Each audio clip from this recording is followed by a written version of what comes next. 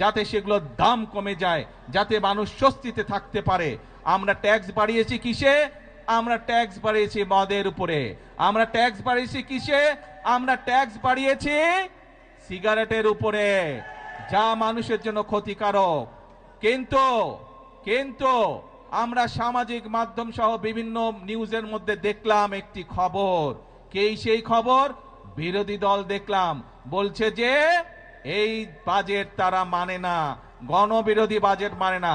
প্রিয় ভাই বোনেরা, আপনাদের কাছে আমার প্রশ্ন, দাঁড়াও দাঁড়াও দাঁড়াও, প্রিয় ভাই বোনেরা, আপনাদের কাছে আমি প্রশ্ন রেখে যেতে চাই, যেই বাজেটে ট্যাক্স কমানো হয় সেই বাজেটও বিরোধী দল মানে না। যেই বাজেটে মদের দাম বাড়ানো হয়, যেই বাজেটে সিগারেটের দাম বাড়ানো হয়, সেই বাজেটও বিরোধী দলের পছন্দ নয়।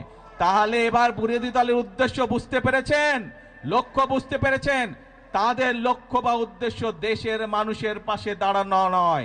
তাদের উদ্দেশ্য একটাই, তাদের লক্ষ্য একটাই, সেটা হচ্ছে দেশের মধ্যে একটি অস্থিতিশীলতা, অশান্তি তৈরি করা, মানুষকে বিভ্রান্ত করা।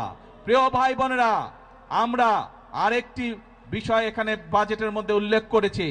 বাংলাদেশ কৃষি প্রধান দেশ, কিন্তু কৃষির সাথে সাথে একই সাথে আমাদেরকে শিল্প বাণিজ্য গড়ে তুলতে হবে, এবং সে কারণেই শিল্প বাণিজ্য যদি গড়ে উঠতে পারে, আমাদের সন্তানরা সেখানে কর্মসংস্থানের ব্যবস্থা হবে, চাকরি বাকরি ব্যবসা বাণিজ্য করতে পারবে। এবং সে কারণেই যে সকল শিল্প দেশে উৎপন্ন হয়, যে সকল দ্রব্য দেশে উৎপাদিত হয়, একই জিনিস যেগুলো বিদেশ থেকে আসে সেগুলোর উপরে আমরা ট্যাক্স বাড়িয়েছি, যাতে করে দেশে যেই দ্রব্যটি উৎপাদিত হচ্ছে সেই দ্রব্যটি যারা উৎপাদিত হচ্ছে সেই শিল্প কারখানাটি যাতে সাপোর্ট পেতে পারে, তার ব্যবস্থা আমরা এই বাজেটের মধ্যে রেখেছি। এটিও বিরোধী দলের পছন্দ নয়। এখন প্রিয় ভাই বোনেরা, দেশের মালিক আপনারা, দেশের মালিক কোনো রাজনৈতিক দল নয়, দেশের মালিক কোনো পরিবার নয়, দেশের মালিক হচ্ছে বাংলাদেশের 20 কোটি জনগণ।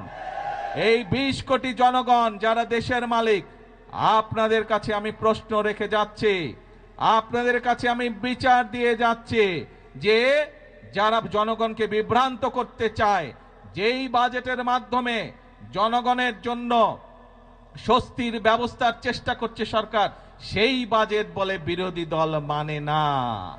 তারা দাবি তুলেছে কেন মদের উপরে আমরা ট্যাক্স বাড়ালাম, তারা দাবি তুলেছে কেন আমরা সিগারেটের উপরে ট্যাক্স বাড়ালাম। এই তাদের দুঃখ, তাদের কষ্ট। কেন বর্তমান সরকার 60টি নিত্য প্রয়োজনীয় দ্রব্যমূল্যের ট্যাক্স কমে দিল, এই হচ্ছে তাদের দুঃখ। তাহলে কি এরা জনগণের বন্ধু হলো? জনগণের বন্ধু তারা হলো না। প্রিয় ভাই বোনেরা, আজ সময় এসেছে কারা জনগণের বন্ধু এবং কারা জনগণের বন্ধু নয়, এইটি সঠিকভাবে নির্ণয় করতে হবে। আমরা অতীতে আমরা দেখেছি জনগণকে বিভ্রান্ত করে অনেকে অনেক কথা বলেছে, কিন্তু জনগণের ভাগ্য পরিবর্তন হয়নি, দেশের ভাগ্য পরিবর্তন হয়নি। এই প্রথম আমরা চেষ্টা করছি। প্রিয় ভাই বোনেরা, বিএনপি যেমন অতীতেও চেষ্টা করেছে, আপনারাই বলেছেন এইখানে শহীদ জিয়া খাল খনন করেছিলেন, দেশনেত্রী খাল খনন করেছিলেন, বৃক্ষরোপণ করেছিলেন। এই কাজগুলোর মাধ্যমে ধীরে ধীরে দেশের অবস্থার পরিবর্তন হচ্ছিল। কিন্তু যারা বিভ্রান্তকারী, যারা ষড়যন্ত্রকারী, বিভিন্ন সময় তারা ষড়যন্ত্র করেছে এবং ষড়যন্ত্র করে মানুষের ভাগ্যের পরিবর্তনের যে গতি, তাকে তারা বন্ধ করতে চেয়েছিল। দেশের ভাগ্যের পরিবর্তনের যে গতি, তাকে তারা বন্ধ করতে চেয়েছিল। বিগত 12 তারিখের নির্বাচনে বাংলাদেশের মানুষ সিদ্ধান্ত নিয়েছে দেশের জন্য যারা কাজ করে তাদেরকেই বাংলাদেশের মানুষ দায়িত্ব দিয়েছে। আগেই বলেছি, আমাদের সকল বিএনপির সকল ক্ষমতার উৎস হচ্ছে জনগণ।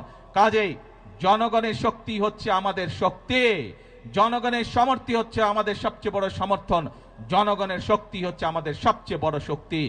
আমাদের সাথে জনগণের সমর্থন আছে বলেই যতক্ষণ আমাদের এই ধরে প্রাণ থাকবে, আমরা ততক্ষণ পর্যন্ত এই দেশ এবং এই দেশের মানুষের জন্যই কাজ করে যাব, এবং এই কাজের মাধ্যমেই আমরা চেষ্টা করব, সর্বোচ্চ শক্তিতে ইনশাল্লাহ চেষ্টা করব এই দেশের ভাগ্যের পরিবর্তন করার জন্য, এই দেশের মানুষের ভাগ্যের পরিবর্তন করার জন্য। কারণ এই দেশই হচ্ছে বিএনপির প্রথম ঠিকানা, এই দেশই হচ্ছে বিএনপির শেষ ঠিকানা। সেজন্যই প্রিয় ভাই বোনেরা, আজকে আসুন, দেশ আমাদের সকলের, এই দেশই আমাদের প্রথম ঠিকানা, এই দেশই আমাদের শেষ ঠিকানা। সেজন্যই আমরা বলি এই দেশকে গড়লে আমরাই ভালো থাকব, আমাদের সন্তানরাই শান্তিতে থাকতে পারবে। এই দেশকে যদি আমরা গড়তে না পারি তাহলে আমাদের সন্তানরা দুঃখ কষ্টে থাকবে। কেউ কি চায় নিজের সন্তান কষ্টে থাকুক? কেউ আমরা চাই না।